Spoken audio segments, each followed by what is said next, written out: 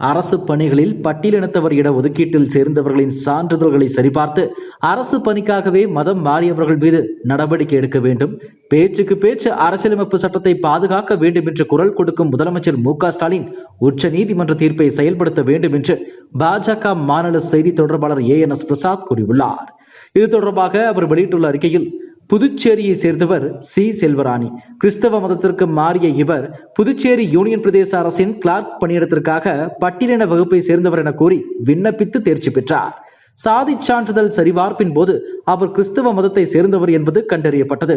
அதைத் தொடர்ந்து செல்வராணி தனது தந்தை இந்து பட்டியலினத்தவர் என்பதால் தனக்கும் பட்டியலின வகுப்பை சேர்ந்தவர் என சாதி சான்றிதழ் வழங்க கோரியுள்ளார். அவரது விண்ணப்பத்தை புதுச்சேரி அரசு அதிகாரிகள் நிராகரித்தனர். செல்வராணியின் கோரிக்கையை சென்னை உயர்நீதிமன்றம் ஏற்கனவே நிராகரித்தது.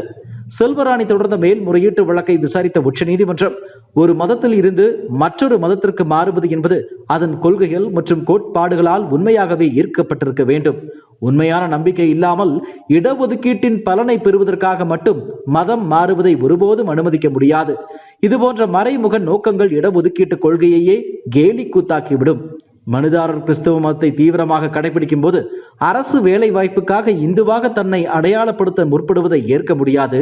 மேலும் அது அரசியலமைப்பு சட்டத்தையே மோசடி செய்வதற்கு சமம் என தீர்ப்பளித்துள்ளது. உச்சநீதிமன்றத்தின் இந்த தீர்ப்பு வரலாற்று முக்கியத்துவம் வாய்ந்தது. இந்திய குடிமகன்கள் யாரும் எந்த மதத்தையும் பின்பற்றலாம். அதை நமது அரசியலமைப்பு சட்டம் அனுமதிக்கிறது. ஒரு மதத்தின் மீது உண்மையாகவே பிடிப்பு ஏற்பட்டு ஒருவர் மதம் மாறினால் அவரை யாராலும் தடுக்க முடியாது, தடுக்கவும் கூடாது. ஆனால் இந்தியாவில் பெரும்பாலான மத மாற்றங்கள் இயல்பாக நடப்பதில்லை. இந்தியாவில் இந்து மதத்தினரை மட்டும் குறிவைத்து மதம் மாற்றங்கள் நடத்தப்படுகின்றன.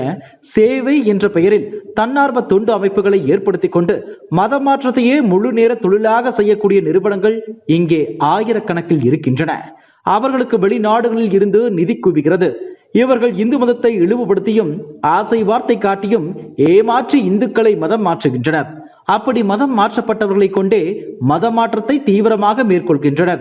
இந்தியாவில் மத மாற்ற முயற்சியை எதிர்கொள்ளாத ஒரு இந்து கூட இருக்கவே முடியாது. வாழ்நாள் முழுவதும் மத ஒற்றுமையை வலியுறுத்திய மகாத்மா காந்தி தனது சுயசரிதையான சத்திய சோதனை நூலில் தன்னை கிறிஸ்தவ மதத்திற்கு மாற்ற நடந்த முயற்சிகளை விவரித்து எழுதியிருக்கிறார். இன்று வரையிலும் இந்து கடவுளை சாத்தான் என்று கூறி மதம் மாற்றுவதற்காக வீடு வீடாக வந்து கொண்டே இருக்கின்றனர்.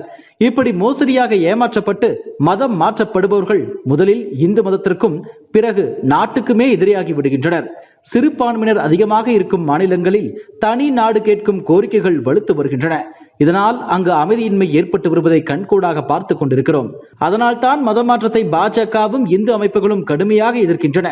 இந்து மதத்தில் சாதி வேற்றுமைகள் இருப்பதால் தான் பட்டியலின சகோதர சகோதரிகளுக்கு நமது அரசியலமைப்பு சட்டம் உருவாக்கப்பட்டதிலிருந்தே இடஒதுக்கீடு வழங்கப்பட்டு வருகிறது. இந்து மதத்தில் சாதி வேறுபாடுகள் இருக்கின்றன. அதனால் பாதிக்கப்படுபவர்களை கை தூக்கி விடுவதற்காகவே இடஒதுக்கீடு கொடுக்கப்படுகிறது. ஆனால் எங்கள் மதத்தில் சாதிகளே இல்லை என்று கூற மதம் மாற்றுபவர்கள் பட்டியலினத்தவர்களுக்கான இடஒதுக்கீட்டை பறித்துக் கொள்வதை ஏற்க முடியாது என்பதை பாஜக தொடர்ந்து வலியுறுத்தி வருகிறது. அதை இப்போது உச்ச நீதிமன்றமும் உறுதிப்படுத்தியிருக்கிறது. மதம் மாற்றி பல பத்தாண்டுகள் ஆனவர்கள் கூட இந்து பட்டியலினத்தவர் என்று சான்றிதழ் பெற்றுக்கொண்டு சலுகைகளை அனுபவித்து வருகின்றனர். அரசு வேலைகளில் மட்டுமல்லாது நாடாளுமன்ற, சட்டமன்ற, உள்ளாட்சி அமைப்புகளில் பட்டியலினத்தவர்களுக்கான இடங்களில் மதம் மாறியவர்கள் போலி சான்றிதழ் பெற்று போட்டியிடுகின்றனர். இதனால் உண்மையிலேயே பட்டியலினத்தை சேர்ந்தவர்கள் பாதிக்கப்படுகின்றனர். சென்னை மேயர் தேர்தலிலும் பல்வேறு சட்டமன்ற, நாடாளுமன்ற தேர்தலில் பட்டியலினத்தவர்களுக்கு ஒதுக்கப்பட்ட தொகுதிகளில் போட்டியிட்டவர்கள் மீது சர்ச்சை எழுந்தது. இது குறித்து தமிழக அரசு முழுமையான விசாரணை நடத்த வேண்டும்.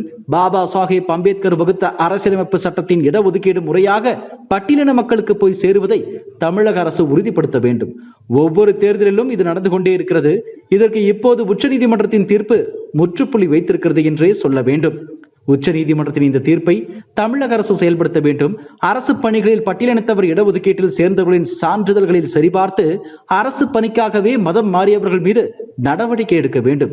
பேச்சுக்கு பேச்சு அரசியலமைப்பு சட்டத்தை பாதுகாக்க வேண்டும் என்று குரல் கொடுக்கும் முதலமைச்சர் மு.க.ஸ்டாலின் உச்சநீதிமன்றத்தின் இந்த தீர்ப்பை செயல்படுத்த வேண்டும் என்று அவர் கூறியுள்ளார். இதுபோன்ற செய்திகளை மேலும் தெரிந்து கொள்ள எங்களது யூடியூப், ஃபேஸ்புக் மற்றும் ட்விட்டர் ஆப்களை சப்ஸ்கிரைப் செய்யவும்.